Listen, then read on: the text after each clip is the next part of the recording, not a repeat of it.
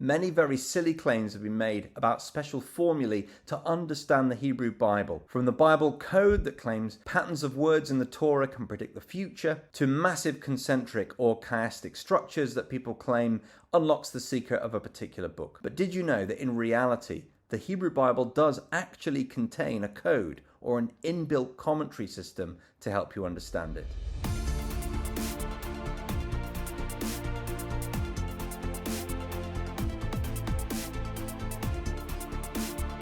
Hi, my name is Pete, and in 2024 I'm reading the whole Bible in its original languages, Hebrew, Aramaic and Greek. I'm using a reading plan that I wrote myself, which is available in an ebook I've released for free. From ancient times, the Hebrew Bible has been sung in the temple in Jerusalem and in synagogues.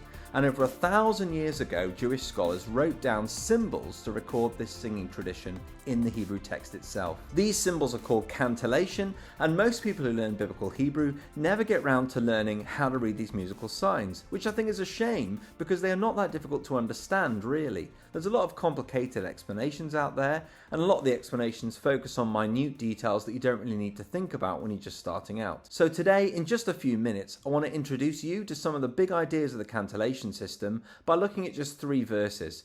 God's promise to Abraham in Genesis chapter 12 verses 1 to 3. Here are the 3 verses, and I'll arrange the text to try and show you how the cantillation splits these verses up. First, every verse has a major division. We call this the dichotomy, and in most of the verses in the Bible, the accent that shows you the position of the main dichotomy of the verse is the accent atnaḥ.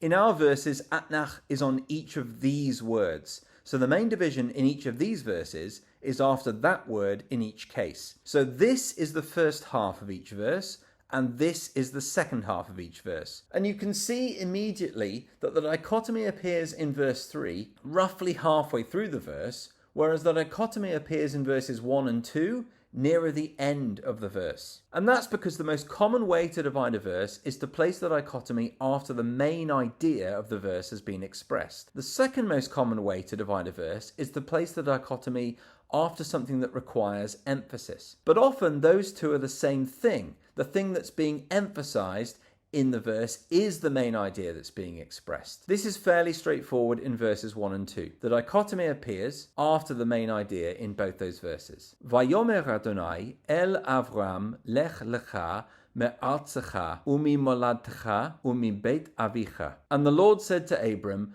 "Go from your land and from your family and from the house of your father. El ha'aretz asher arecha, to the land which I will show you." The main idea of verse 1 is the command that Abram should leave where he is. Ve'escha legoy gadol, va'avarecha va'agadala shemecha. And I will make you a great nation, and I will bless you, and I will make your name great. Ve'yeh beracha, and it will be a blessing. The main idea of verse 2 is that God will make Abram's name great, which is kind of ironic, actually, because later in the story, God changes Abram's name. In contrast, the position of the dichotomy in verse 3 is interesting. Here's verse 3 in full. Va'avarecha me'varechecha u'me'kalelcha aor ve'nivrechu v'cha kol mishpechot ha'adama. And I will bless those who bless you, and I will curse those who curse you,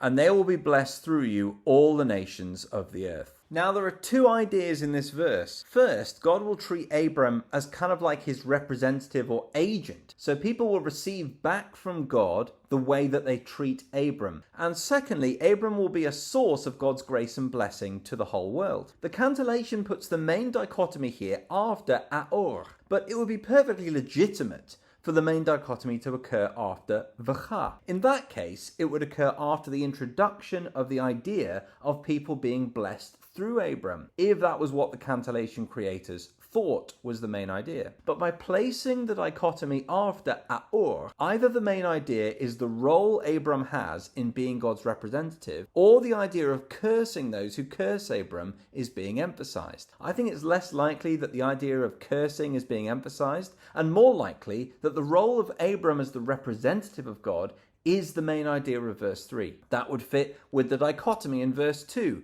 which draws attention to the glory that Abram will receive for obedience. If you put the key points that are underlined by the cantillation together, then here are the main ideas of the promise to Abram in Genesis 12, 1-3. Leave everything, I will magnify your name, and you will be my representative. Now, often when people preach on Genesis 12, 1-3, those aren't necessarily the emphases that they draw out. It's popular to rely on other kinds of features of the text to determine what the main idea might be. For example, in verse 3, there is a chiasm, a concentric structure where something at the beginning is mirrored at the end, and something in the first half of the middle is mirrored in the second half of the middle. And the received wisdom about chiasms is that the core or central part of a chiasm expresses the main idea.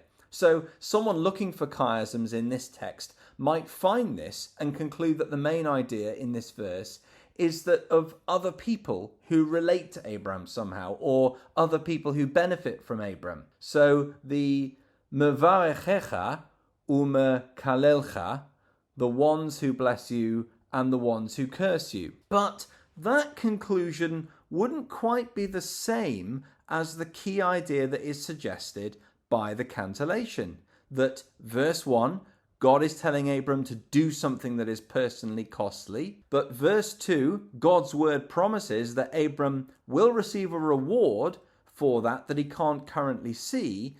And that verse 3, the perhaps reason for that reward, or the way it seems to come about, is because of the unique relationship that Abram has with God, because he is God's representative. So there is a brief introduction to the cantillation system of the Hebrew Bible.